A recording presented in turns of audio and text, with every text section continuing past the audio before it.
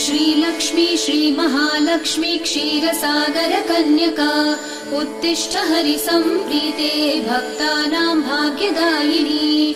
श्रीलक्ष्मी श्रीमहालक्ष्मी क्षीरसागर कन्यका उत्तिष्ठ हरिसम्प्रीते भक्तानां भाग्यदायिनी। उत्तिष्ठोत्तिष्ठ श्रीलक्ष्मी विष्णुवक्षस्थलालये उत्तिष्ठ करुणापूर्णे लोकानां शुभदायिनी। उत्तिष्ठोत्तिष्ठ श्रीलक्ष्मी विष्णुवक्षस्थलालये उत्तिष्ठ करुणापूर्णे लोकानां शुभदायिनी।